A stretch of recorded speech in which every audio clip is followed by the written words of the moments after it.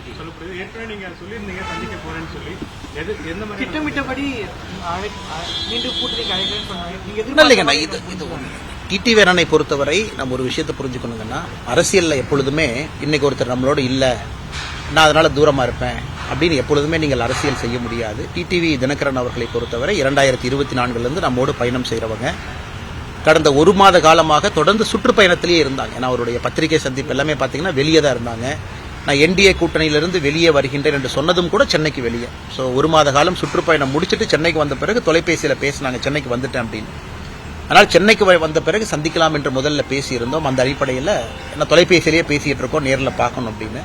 ஆனால் அண்ணன் டிடிவி தினகரன் அவர்களை நான் சந்தித்தது உண்மைதான். அது ஏற்கனவே உங்களுக்கு நான் சொல்லியிருந்தேன். நான் எப்பொழுதும் சொல்கின்ற அதே கருத்தை தான் அவர்கிட்டயே வலியுறுத்தினேன். தமிழகத்தை பொறுத்தவரை இன்னைக்கு அரசியல் களம் எப்படி இருக்கு, அரசியல் நிலைமை எப்படி இருக்கு, அதே போல அவருடைய பார்வை எப்படி இருக்கு, திராவிட முன்னேற்ற கழகத்தினுடைய கூட்டணி வீழ்த்தப்பட வேண்டும் என்றால் என்ன நடக்கணும் என்பதையெல்லாம் இருவரும் பேசினோம்.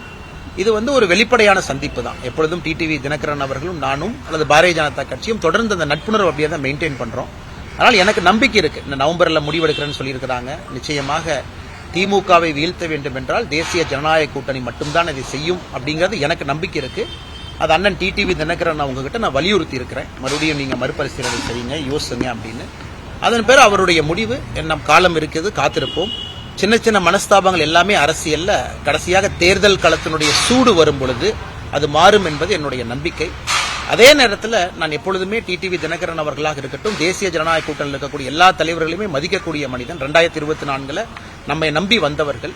அதனால ஒரு பொது வெளியில சில வார்த்தைகள் அவர்களை காயப்படுத்தும் விதமாக இருக்கக்கூடாது என்பதையும் நான் தெளிவாக இருக்கின்றேன். அதனால் இதெல்லாம் அடிக்கடி சந்தித்து பேசும் பொழுது ஒரு நட்புணர்வு தொடர்ந்து இருக்கும். நீங்க நான் சந்திக்கவே மாட்டேன், நீங்க ஒரு பக்கம் நான் ஒரு பக்கம் அப்படின்னு நீங்க நினைச்சீங்கன்னா அரசியல்ல நிரந்தர எதிரிகள் நண்பர்கள் இல்லை என்பதற்கு ஒரு அர்த்தம் என்னன்னா, கூட்டணிகள் மாறும், தலைவர்கள் மாறுவாங்க. அதன் அடிப்படையில தான் அந்த சந்திப்பு இருந்தது.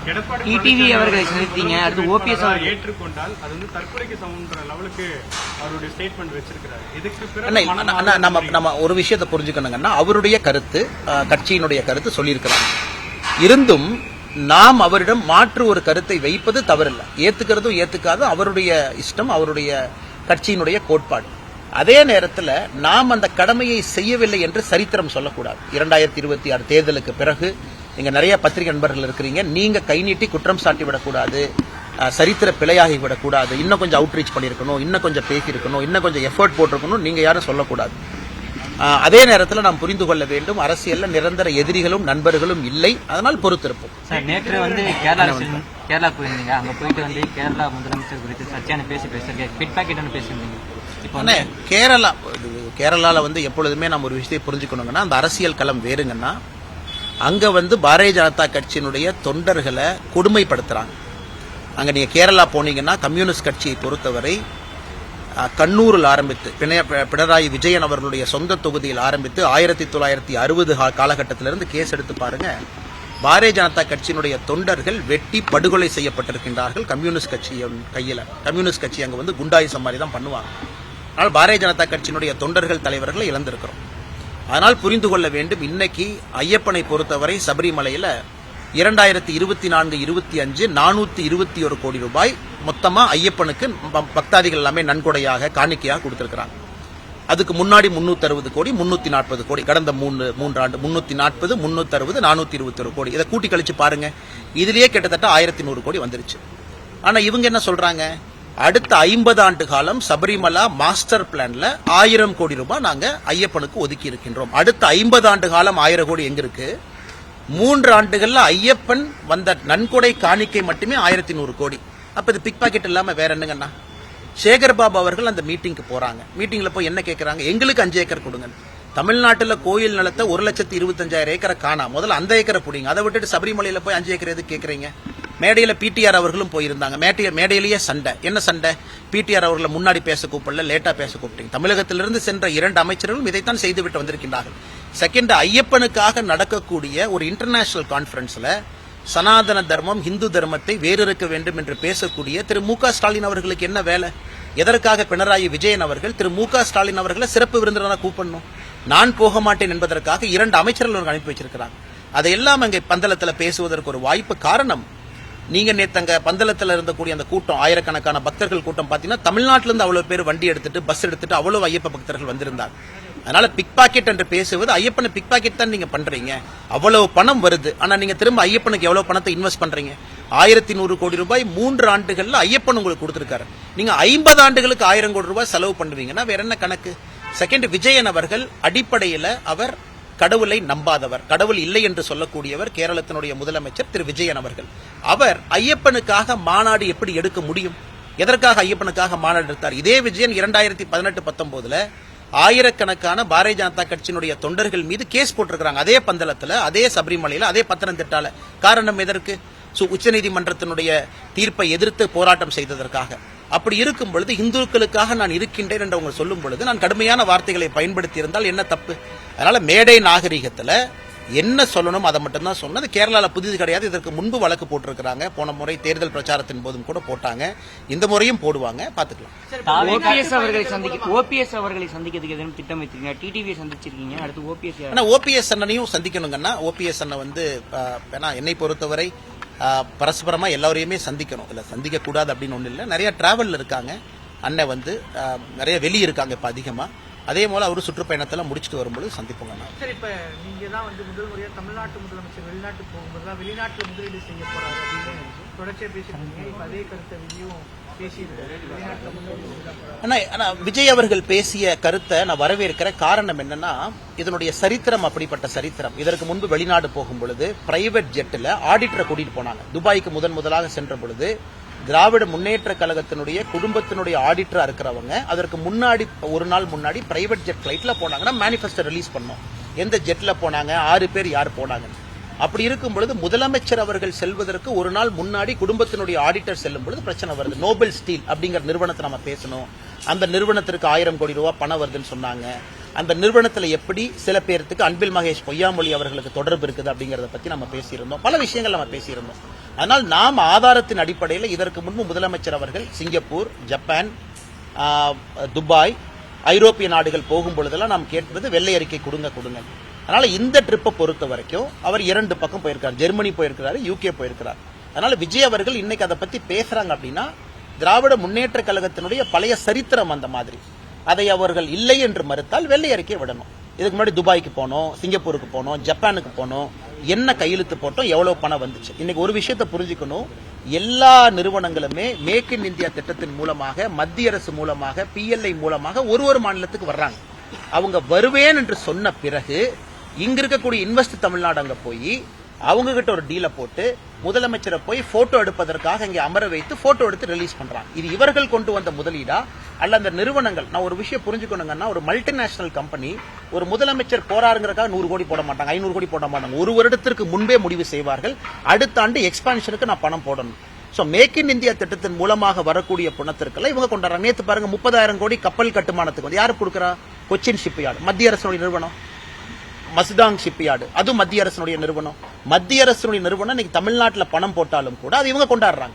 கொண்டாடுவது தவறு கிடையாது. மத்திய அரசுடைய நிறுவனத்தினுடைய பணம்னு சொல்றதுக்கு என்ன பிரச்சனைங்கன்னா, 30,000 கோடி கப்பல் கட்டுமானத்திற்காக வரக்கூடிய பணம் பப்ளிக் செக்டர் யூனிட் PSU, மத்திய அரசு PSU, அதையும் சொல்ல மாட்டாங்க. அதை மறைச்சு தனியார் நிறுவனம், வேறொரு நிறுவனம் எதுக்கு பொய் சொல்லணும்? திரு TRB ராஜா அவங்க இருக்காங்க, இண்டஸ்ட்ரீஸ் மினிஸ்டர். அந்த ட்வீட்டை பாருங்க. 30,000 கோடி எங்கிருந்து வந்துச்சுங்க? மத்திய அரசுடைய PSU இல்லாம யாரு பணம் கொடுத்தாங்க? எல்லாத்தையும் மறைச்சு எத்தனை நாளைக்கு அவங்களால வண்டி ஓட்ட முடியும்? அதன் அடிப்படையில் திரு விஜய் அவர்கள் பேசியிருப்பதை நான் வரவேற்கின்றேன். விஜய்க்கு பின்னால் பாஜக இருக்குன்னு சொல்லி சபாநாயகர் அப்பாவு தெரிவித்தார். ஆனா அப்பா அவர்கள் மாதிரி கட்சி மாறி முதல்ல திரு ஐயா கருணாநிதி அவர்களை துரோகி என்று அப்பாவு சொன்னார், மோசக்காரன் அப்பாவு சொன்னார்.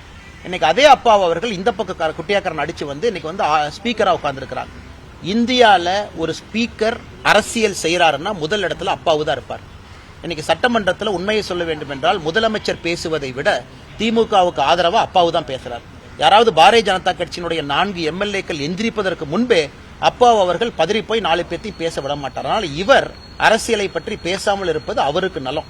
இன்னைக்கு அவருடைய சொந்த ஊர் அதெல்லாம் போய் பாருங்க என்ன அட்டூழியம் பண்ணிட்டு இருக்காருன்னு.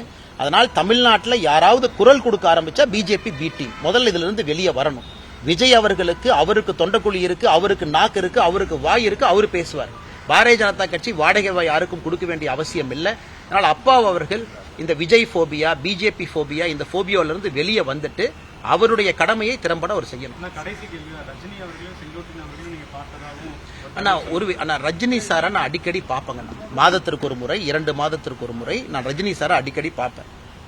அதை நான் ஒரு சமூக வலைதளத்தில் சூப்பர் ஸ்டார் அவங்கள போய் பார்த்தேன், இப்படி பார்த்தேன். சூப்பர் ஸ்டார் அவர்கள் எனக்கு தலைவர். அவர் நான் ஒரு சினிமா நடிகராக பார்க்கல. அவர் எனக்கு ஆத்மார்த்தமான நட்பு இருக்கக்கூடிய, ஆன்மீகத்தின் அடிப்படையில் முதல்ல இருந்து பழக்கம் இருக்கக்கூடிய மனிதர். அவரையும் சமீபத்தில் சந்திச்சேன். எதற்கு? அடிக்கடி நாங்க சந்திக்கிறதா. அதனால் இன்னைக்கு நண்பர்கள் புதிதா இவங்களை பார்த்தாங்க, அவங்கள பார்த்தாங்க, அப்படி பார்த்தாங்க.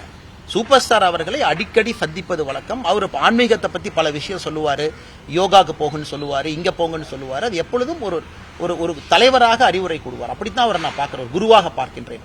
அதனால அவரை தயவு செய்து அரசியல் களத்துக்கு இழுத்துட்டு அவரை போய் பார்த்தாங்க, இவங்களை போய் பார்த்தாங்க. அதே நேரத்தில் எதை செய்தாலும் கூட வெளிப்படையாக செய்யக்கூடியவன் நான். இன்னைக்கும் பாரதிய ஜனதா கட்சியினுடைய தலைவர்கள் திரு நட்டா ஐயா அவர்கள் இருந்து சந்தோஷ்ஜி அவங்ககிட்ட வரைக்கும் வெளிப்படையாக என்னுடைய கருத்துக்களை தொடர்ந்து பேசிட்டு தான் இருக்கேன். அதனால யாரையும் போய் ஒளிந்து போய் பார்க்கணும், பின்னாடி போய் பார்க்கணும். தனிப்பட்ட முறையில் ஒருத்தரை சந்திக்கும் பொழுது நான் வெளியே எப்பவுமே அதை பப்ளிசைஸ் பண்றதில்லை. இப்ப ரஜினி ஐயாவை சந்திப்பது எதற்கு பப்ளிசைஸ் பண்ணணும்? நீங்க அடிக்கடி போய் சந்திக்கும் பொழுது அது நட்பு, அது அரசியல் கிடையாது. அதனால் தயவு செய்து நண்பர்கள் இந்த யூகத்தை எல்லாம் போட்டு முடிச்சு போட்டு இதுவும் அதுவும் பேச வேண்டாம் என்று பணிவோடு கேட்டுக்கொள்கிறேன். நேற்று இந்தியா முழுவதும் GST 2.0 அமல்படுத்தப்பட்டது. ஆனா அகில இந்திய காங்கிரஸ் தலைவர் மல்லிகார்ஜுன் கார்கே என்ன சொல்லியிருக்காருன்னா, கடந்த 10 ஆண்டுகள் 55 லட்சம் கோடி என்ன ஆயிடுச்சு, மத்திய அரசு விளக்கம் சொல்லணும். அப்புறம் இது தேர்தல் அரசியலுக்காக தான் இது பண்றாங்க, தமிழ்நாடு, பீகார். ஆனா திரு மல்லிகார்ஜுன கார்கே அவர்கள் ஒரு விஷயத்தை உணர்ந்து கொள்ள வேண்டும். இது பத்திரிகை நண்பர்கள், இது முக்கியமான கேள்விங்கண்ணா. காங்கிரஸ் கட்சி முதலாக ஜிஎஸ்டியை கொண்டு வர்றோம் அப்படின்னு சொன்ன பொழுது எல்லா மாநிலங்களும் என்ன கேட்டாங்கன்னா, ஜிஎஸ்டி கொண்டு வந்தீங்கன்னா எங்களுக்கு வருமானம் குறைஞ்சிரும், எங்களுக்கு கான்ஸ்டிடியூஷனல் கேரண்டி கொடுங்க. காங்கிரஸ் கட்சி கொண்டு வரல. எப்படி நம்ம கான்ஸ்டிடியூஷனல் கேரண்டி கொடுக்கறதுன்னு.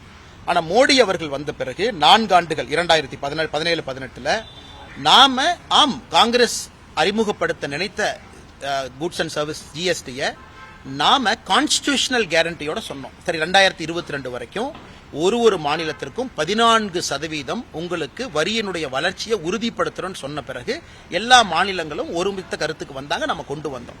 சோ மல்லிகார்ஜுன கார்கே அவர்கள் புரிந்து கொள்ள வேண்டும், ஐடியா கொடுக்கறது முக்கியம் இல்லைங்க, உறுதிபட ஐடியாவை இம்ப்ளிமெண்ட் பண்றது முக்கியம். மோடி அவர்கள் செஞ்சிருக்கிறாங்க. அன்னைக்கு இந்தியாவிற்கு ஏன்னா 18 டாக்ஸை கம்பைன் பண்றீங்க. மாவட்டத்துக்கு ஒரு டாக்ஸ் இருக்கு, மாவட்டத்துக்கு டாக்ஸ்ல இருந்து மாநிலத்துக்கு இருக்கு, தேசத்துக்கு இருக்கு. 18 டாக்ஸை எப்படி நீங்க சிங்கிள் டாக்ஸா பண்ண முடியுங்கன்னா, அன்னைக்கு நமக்கு 4 அடுக்கு தேவைப்பட்டது. 18 டாக்ஸை நீங்க ஜிஎஸ்டிக்குள்ள கொண்டு வரும் பொழுது 4 அடுக்கா கொண்டு வந்தோம். இன்னைக்கு ஜிஎஸ்டி ஸ்டெபிலைஸ் ஆயிருச்சு, வருமானம் வருகிறது, வருமானம் பெருகுகிறது. எல்லா பிசினஸஸும் கூட அந்த ஜிஎஸ்டிக்கு அடாப்ட் ஆயிட்டாங்க. இன்னைக்கு 4 அடுக்கிலிருந்து 2 அடுக்குக்கு வந்திருக்கின்றோம். இன்னைக்கு 2 அடுக்குக்கு வந்திருக்கோம். அதை நம்ம பாராட்டணும். அந்த 2 அடுக்குக்கு வருவதற்கு 2017 8 ஆண்டுகள் தேவைப்படுகிறது.